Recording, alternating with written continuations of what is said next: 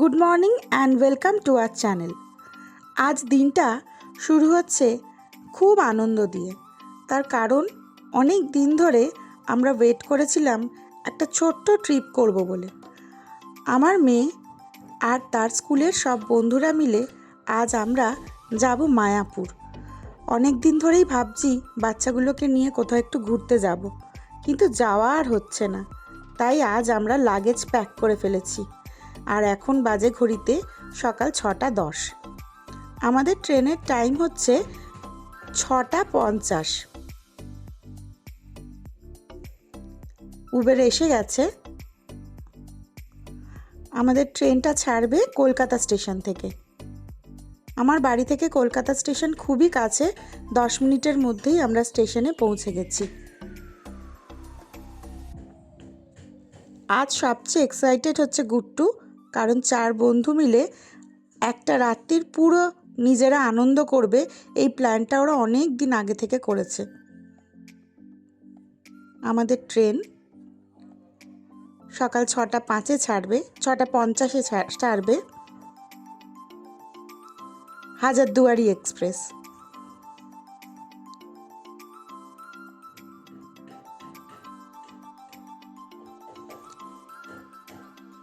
Train ছেড়ে দিয়েছে। সময় লাগবে মাত্র 2 ঘন্টা। আমরা নামবো কৃষ্ণনগর স্টেশনে। উঠেই চিপস খাওয়া শুরু হয়ে গেছে।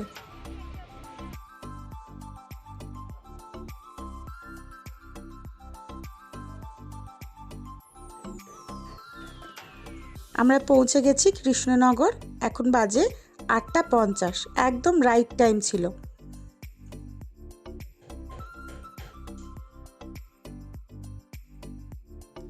নেবেই একটু চায়ের ব্রেক। ট্রেনে চা উঠেছিল, খেয়ে কারুর শান্তি হয়নি, তাই স্টেশনে নেবে আগে চা খাওয়া হচ্ছে। এখান থেকে মায়াপুরের মন্দির যেতে সব মিলিয়ে এই 40 মিনিট মতো লাগবে।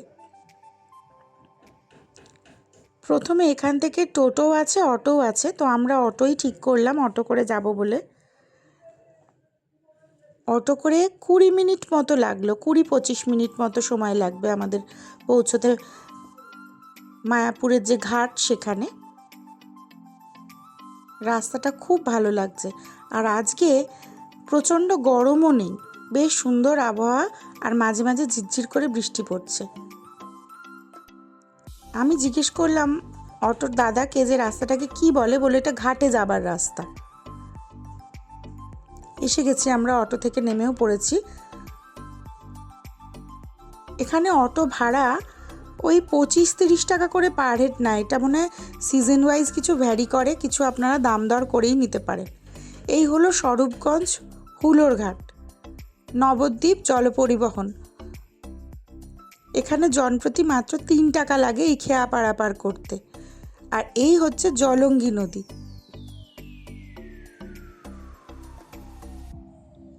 এখানে নদীর পারাপার করতে একটা সমস্যা হচ্ছে যে এই যে পানা পড়ে আছে দেখতে পাচ্ছেন, মাঝে মাঝে এই পানাগুলো না নৌকার চাকার মধ্যে জড়িয়ে যাচ্ছে, ফলে সেগুলো খুব লেট হয়ে যাচ্ছে। জাস্ট এই পার থেকে ওপারে যেতে 2-3 মিনিটই সময় লাগে, কিন্তু ওই পানাগুলো আটকে যাওয়ার জন্য কি হয়, সেগুলো পরিষ্কার করে ছাড়তে আবার সময় লেগে যায়। এই যে দেখছেন সবাই যাচ্ছে, ওই ঘাটটায় গিয়ে থামবে। আমরা নৌকা পারাপার করে চলে এসেছি। এখানটা জায়গাটাতে ছোট বড় নানান রকমের হোটেল আছে। মানে আমরা মায়াপুর মন্দিরের ভেতরেই রুম পেয়েছি, কিন্তু যারা পাবেন না তাদের জন্য প্রচুর ছোট বড় নানান ধরনের হোটেল আছে। এখান থেকে আমরা সবাই টোটো বুক করে নিয়েছি, যেটা একদম মায়াপুর মন্দিরে নামাবে গিয়ে। মাত্র 10 মিনিটের রাস্তা এখান থেকে। এই দেখছেন চারিদিকে বিভিন্ন লজ, হোটেল সব রয়েছে, ছোট ছোট মার্কেট রয়েছে। ওই দেখা যাচ্ছে মায়াপুরের মন্দির। আমরা চলে এসেছি মায়াপুরের একদম মেন গেটে।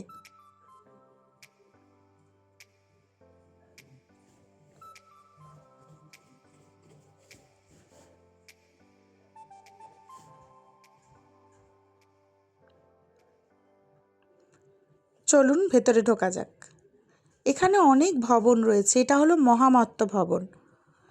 এছাড়া রয়েছে গীতা ভবন, গদা ভবন, যশোদান ভবন। অবশ্য আমাদের যেখানে রুম বুক করা হয়েছিল সেটা হলো বংশী ভবন। এটা হচ্ছে কিচেন। এদের নিজস্ব জ্বালানিতে রান্না হয়। দেখুন কত কাঠ এখানে ওরা জমিয়ে রেখেছে। ওটা হলো যশোদান ভবন, যেটা দেখা যাচ্ছে। এখানকার রুমগুলো একেবারে 5 স্টার কোয়ালিটির। আর এই যে দেখছেন, এটা হচ্ছে বংশী ভবন। এইখানে আমাদের রুম বুক করা হয়েছে। আমি এনাদের রিসেপশানে জিজ্ঞেস করেছিলাম, এক একটা ভবনে প্রায় 90টা করে রুমের মানে অ্যাকোমোডেশন রয়েছে, কিন্তু এখানে এসে রুম বুক করাটা কিন্তু একটু সমস্যার। আপনারা চাইলে এখানে সকলের ফোন নাম্বার দেওয়া আছে, মানে ওয়েবসাইটে এনাদের আছে সব ভবনের রুম ফোন নাম্বার। সেখানে আপনারা ফোন করে আগে থেকেই রুমটা বুক করবেন, তবেই আপনারা কিন্তু মন্দিরের ভেতর থাকার সুযোগ পাবেন। যদিও আমরা এখানে রুম বুক করিনি, আমার মেয়ের বন্ধুর আমাদের দিদি এখানে আছেন, উনি সমস্ত ব্যবস্থা করেছেন, কারণ উনি এখানকার দীক্ষিত। আমাদের কোনো চিন্তাই করতে হয়নি। এই হচ্ছে রুম। বিরাট বড় একটা খাট, 3 জন তো দারুণ শোয়া যাবে, দরকার হলে 4 জনেও শোয়া যাবে।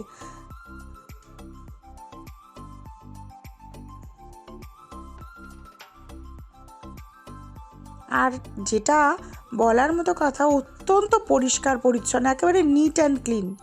একটা ওয়ার্ড্রোব রয়েছে এখানে জিনিসপত্র রাখবার। এসি রয়েছে, তাতে কোনো মানে অসুবিধা নেই, একদম এসিটা খুব সুন্দর। এই হলো একটা ব্যালকনি, এটা গার্ডেন। আর ওপর দিকে এইভাবে একই রকম রুম, 1 তলা 2 তলা 3 তলা করে পরপর রুম রয়েছে। এই হলো বাথরুম, প্রচণ্ড পরিষ্কার, গিজারের ব্যবস্থা রয়েছে, শাওয়ার রয়েছে, কমোড রয়েছে এবং প্রচণ্ড পরিষ্কার। এই হচ্ছে টেম্পলের প্রোগ্রাম। এখানে সমস্ত আরতির সময়গুলো দেওয়া রয়েছে, মঙ্গল আরতি, সন্ধ্যা আরতি, সমস্ত সময় রয়েছে। আমরা জিনিসপত্র রেখে এবার বেরিয়ে পড়েছি জলখাবার খাবো বলে। এই হলো গোবিন্দা, যেখানে ভেজিটেবল সমস্ত ভেজ জিনিসপত্র পাওয়া যায়, মানে স্ন্যাক্স, লাঞ্চ, থালি হিসাবেও পাওয়া যায়। আমার আগে এখানে আসার কোনো অভিজ্ঞতা নেই, তো দিদিরাই বললেন যে এখানকার খাবার প্রচণ্ড ভালো, এবং এখানে আমি কিছুটা ছবি তুলেছি, অবশ্য এত দূর থেকে তুলেছি বলে হেজি এসছে। এখানকার খাওয়া দাওয়া অত্যন্ত ভালো আর প্রচণ্ড রিজনেবল প্রাইস, আর সমস্ত পাওয়া যায়, মিষ্টি, পেস্ট্রি, পিৎজা, বার্গার, ধোসা। আমি যতটা পেরেছি ক্যামেরায় দেখানোর চেষ্টা করছি, কিন্তু প্রত্যেকটা খাবারের কোয়ালিটি বলুন, পরিমাণ বলুন, খুবই ভালো। তো আমরা অর্ডার করেছিলাম প্রথমেই পাস্তা, যেটা দারুণ টেস্ট ছিল, পনির রোল, সেটাও খুব ভালো ছিল। গুট্টু অবশ্য মন দিয়ে পেস্ট্রি খাচ্ছে। আলুর পরোটা, সাইজ দেখুন এক একটা আলুর পরোটার। যাই হোক, জলখাবার খেয়ে আমরা আর ভেতরে ঢুকিনি রুমের। আমরা এখন যাচ্ছি গোশালা দেখতে। ভেতরে টোটো রয়েছে, চাইলে আপনারা টোটো করেও যেতে পারেন, আবার হেঁটেও যেতে পারেন। আমরা পৌঁছে গেছি গোশালায়। আমি অনেকের কাছেই শুনেছিলাম যে মায়াপুরের গোশালার একটা দারুণ দেখার জিনিস, তো আমার আইডিয়া ছিল না যে ভেতরটা এতটাই দারুণ। আমরা যখন ভেতরে ঢুকবো বুঝতে পারবেন কেন বলছি। এদের নিজস্ব দুধ থেকে ক্ষীর, ঘি সব তৈরি হয়। এই দেখুন, যাদের দেখতে আমরা গোশালায় এসেছি। প্রথমে তো আমি ভেবেছিলাম বোধহয় এটা কোনো মাটির মডেল,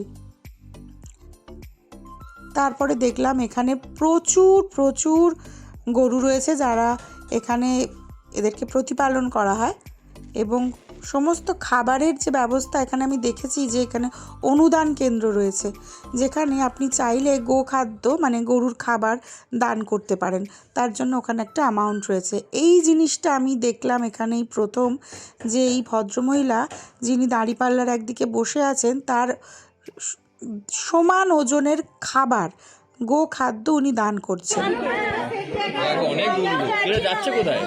এই দেখুন, এদেরকে খাওয়া দাওয়া হয়ে গেছে বলে এদেরকে একটা শেডের তলায় এবার পাঠানো হচ্ছে। আমরা দাঁড়িয়েছিলাম ওখানে মিনিমাম 10 মিনিট, প্রায় 500 গরু এইভাবে গেল। আমার আইডিয়া ছিল না যে এখানে এত গরু এইভাবে চাষ করা হয়, মানে গরুর প্রতিপালন করা হয়।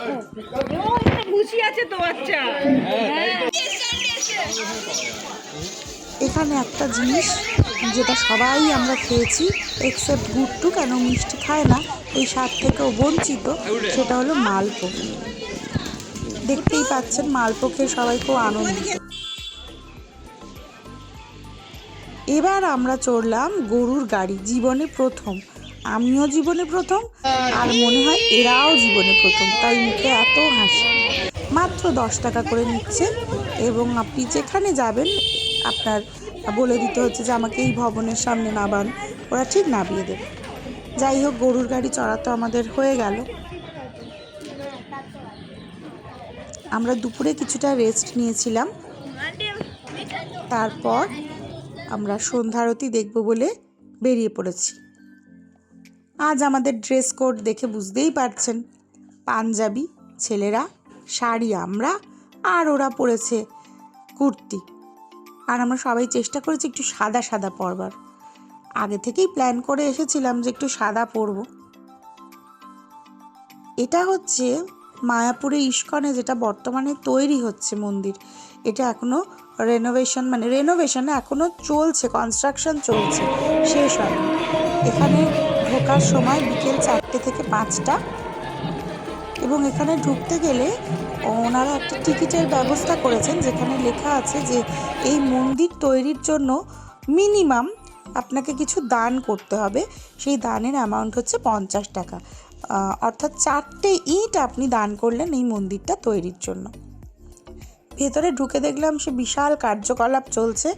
এই সমস্ত এখনও তৈরি হতে অনেক বাকি, কিন্তু ওনারা স্ট্রাকচারটা মোটামুটি করে ফেলেছেন এবং বেশ বড় মন্দির হচ্ছে ভেতরে। এবং এই যে বক্সগুলো দেখছেন, এগুলোতে ওনারা সব 3D শো করবেন, 14 ভুবন দর্শন। অর্থাৎ এরপর যখন মন্দির তৈরি হবে আমরা আসব, তখন আমরা যেটা তৈরি হতে দেখে গেছি সেটা সম্পূর্ণ হতে দেখব। আমরা ওই মন্দিরটা দেখে এবার চলে এসেছি। এখানে জুতো খোলার ব্যবস্থা রয়েছে, জুতো খুলে এবার আমরা যার দর্শনের জন্য এসেছি সেই দর্শনের জন্য লাইনও দিয়ে দিয়েছি।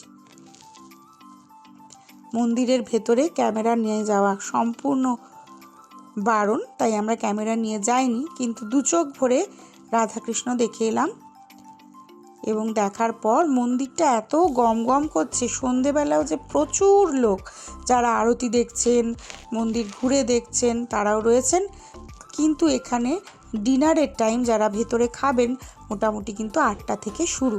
তাই আমরা এই যে শ্রীলা প্রভুপাদ কিচেন দেখছেন, এখানে আমরা টিকিট করেছিলাম। আহা, এর ফুর্তির প্রাণ গড়ের মাঠ। এইখানে এরকম চেয়ার টেবিলের পাতার ব্যবস্থা রয়েছে। যারা বয়স্ক আছেন, অনেকে মাটিতে বসে খেতে পারেন না।